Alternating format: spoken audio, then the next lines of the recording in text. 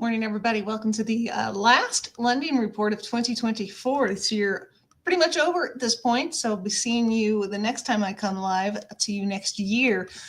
Short week, obviously, with the holidays. I hope everybody had a fantastic Christmas, Hanukkah, whatever you celebrate. Hope you got to spend it with friends and family and had a good time. But short week, so not a lot to report. But in the bad news, there could be good news for us going into next year. So let's start with jobless claims, those filing for unemployment for the first time, down 1,000. The continuing claims were up 46,000.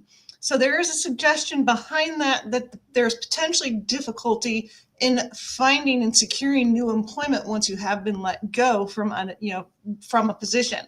So we'll see how that continues to play out as we move into the next year. So I have an interesting slide to start with to show you this year. Store closures. Let me go back one really quick here.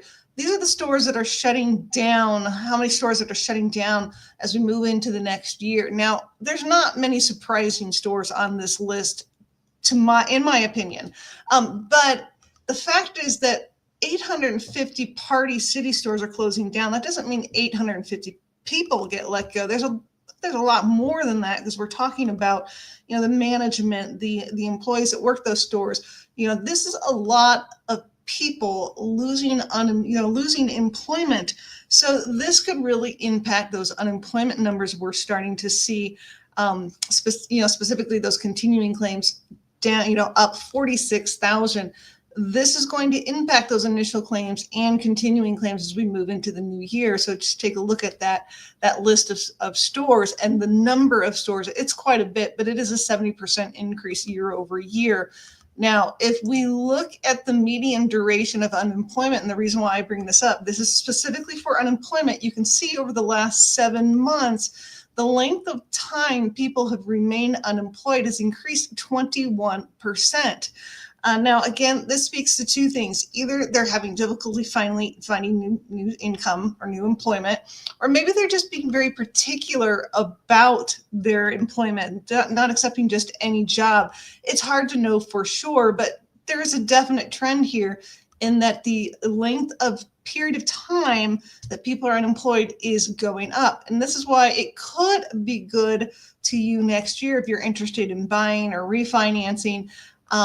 When unemployment numbers go up, if they do as a result of these things that we're seeing, that tends to have a positive impact on long-term interest rates. We could see mortgage rates come down, which should improve affordability for homeowners.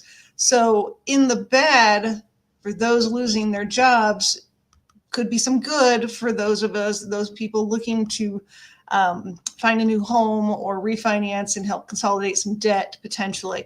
So unfortunate for those people, could be a win for others. We'll see how this continues to play out over the next several months though. Now let's take a look at the MBS charts. This is the MBS 6-year treasury or 6-year MBS note. You can see that right now we're down just a little bit in the red. Yesterday we were up a little bit, trying to make up ground. We've lost some ground clearly over the last 2 months. So hopefully as we move into the new year, we'll see how the news plays out to us, for us, and see what impact that has on the mortgage rates for us. But this is where we're at for now. For those of you celebrating New Year's, I like to keep it quiet. Gotten to the point where staying at home is much more fun. If you're out having a good time, be careful, be safe, enjoy your New Year's. I will see you next week. Please do like my videos. I do appreciate when you like those.